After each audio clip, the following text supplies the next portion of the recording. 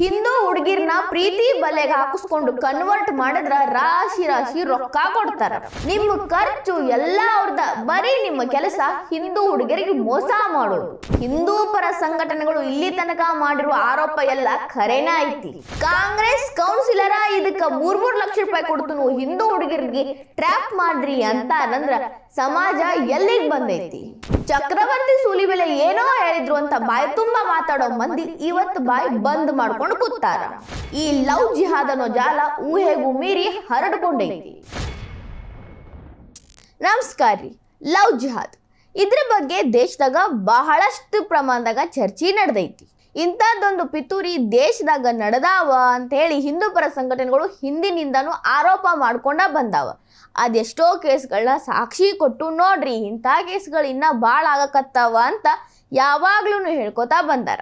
ಆದ್ರ ಪ್ರೇಮ ಪ್ರಕರಣಗಳ ಹಿಂದೆ ಲವ್ ಜಿಹಾದ್ ಪಿತೂರಿ ಇಲ್ಲ, ಇದೆಲ್ಲ ಹಿಂದೂ ಪರ ಸಂಘಟನೆಗಳ ಸುಳ್ಳು ಆರೋಪಗಳು ಅಂತ ಹೇಳಿ ಮುಸ್ಲಿಂ ಸಂಘಟನೆಗಳು ಹೇಳ್ಕೋತ ಬಂದಿದ್ವು.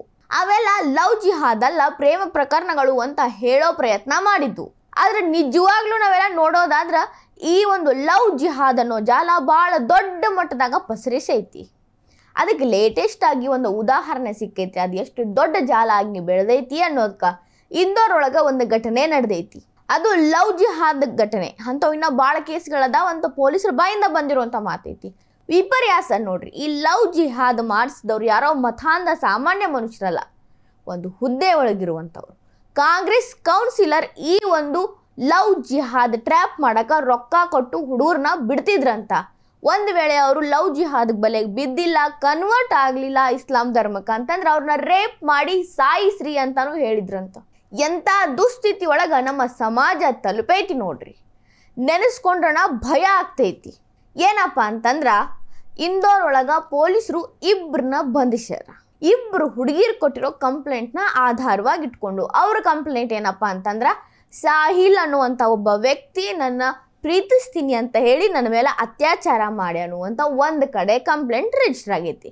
ಇನ್ನೊಂದು ಕಡೆ ಇನ್ನೊಬ್ಬಕಿ ಬ್ಯಾರೆ ಹುಡುಗಿ ಅಲ್ತಾಫ್ ಅನ್ನೋ ಒಬ್ಬ ಹುಡುಗ ಪ್ರೀತಿ ಮಾಡ್ತೀನಿ ಅಂತ ಹೇಳಿ ನನ್ನ ಮೇಲೆ ಬಹಳಷ್ಟು ಸಲ ಅತ್ಯಾಚಾರ ಮಾಡ್ಯಾನ, ಈಗ ನೋಡಿದ್ರ ನಾ ಮದ್ವೆ ಮಾಡ್ಕೊಳಂಗಿಲ್ಲ ಅನ್ನತನಂತ ಆಕಿ ಕಂಪ್ಲೇಂಟ್ ಕೊಟ್ಟಾಳ.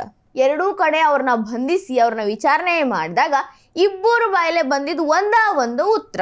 ಇಂದೋರ್ನ ಕಾಂಗ್ರೆಸ್ ಕೌನ್ಸಿಲರ್ ಅನ್ವರ್ ಖಾದ್ರಿ ಅನ್ನೋರು ನಮಗ 3 ಲಕ್ಷ ರೂಪಾಯಿ ಕೊಟ್ಟಾರ, ಅದ್ರ ಜೋಡಿ ನಮ್ಮ ಖರ್ಚೆಲ್ಲ ನೋಡ್ಕೊಂತಾರ, ಬರೀ ಇಷ್ಟ ಕೆಲಸ. ಏನಂದ್ರೆ ಒಂದು ಹಿಂದೂ ಹುಡುಗಿ ನೋಡೋದು, ಅವ್ರಿಗೆ ಲವ್ ಅಂತ ಹೇಳೋದು, ಅವ್ರನ್ನ ಅತ್ಯಾಚಾರ ಮಾಡೋದು, ಕನ್ವರ್ಟ್ ಮಾಡ್ಕೊಳ್ಳೋದು, ಅವ್ರಿಗೆ ಒಪ್ಸೋದು.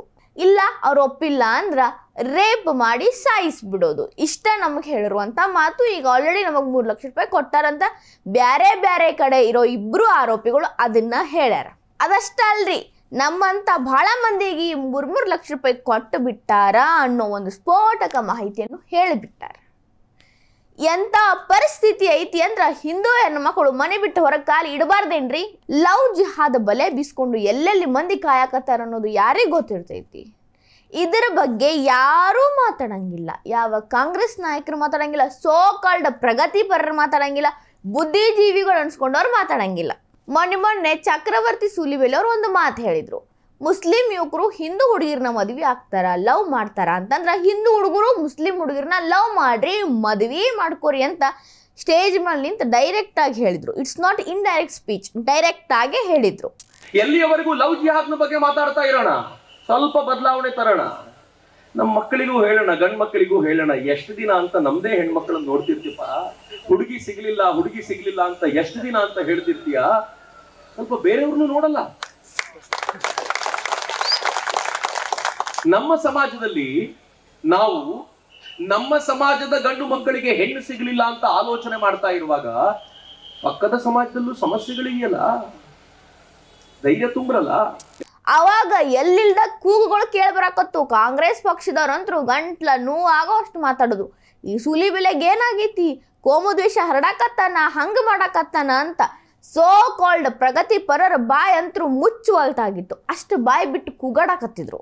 ಇಂಥದೆಲ್ಲ ಮಾಡಿ ಯಾರ ಮನೆ ಮುರಿಬೇಕು ಅನ್ಕೊಂಡಾರ, ಸಮಾಜದಾಗ ಕೋಮು ದೇಶ ಬಿತ್ತೋ ಕೆಲಸ ಮಾಡಾಕತ್ತಾರ ಅಂತ ಅವ್ರ ಹಿಂದಿನ ಮುಂದಿನ ಕೇಸ್ಗಳನ್ನೆಲ್ಲ ಹುಡ್ಕ್ಯಾಡಕ್ಕೆ ಚಾಲೂ ಮಾಡ್ಯಾರ. ಎಲ್ಲ ರೀಓಪನ್ ಮಾಡಿಸಿ ಅವ್ರನ್ನ ಬಹಿಷ್ಕಾರ ಹಾಕಕ್ಕೂ ಪ್ರೀ ಪ್ಲ್ಯಾನ್ ಮಾಡ್ಕೊಂಡಾರ. ಆದ್ರೆ ಅವ್ರು ಯಾರೂ ಈಗ ಮಾತಾಡಂಗಿಲ್ಲ. ಯಾಕಂದ್ರೆ ಮಾಡ್ತಿರೋದು ಅವರ ಮುದ್ದು ಮಕ್ಕಳು, ಅವರ ಕಾಂಗ್ರೆಸ್ ನಾಯಕರು, ಕಾಂಗ್ರೆಸ್ ಕೌನ್ಸಿಲ್. ರಾಹುಲ್ ಗಾಂಧಿ ಅವ್ರು ಏನು ಮಾತಾಡ್ತಾರೆ ಇದ್ರ ಬಗ್ಗೆ ಅದನ್ನು ಕಾದು ನೋಡ್ಬೇಕ್ರಿ.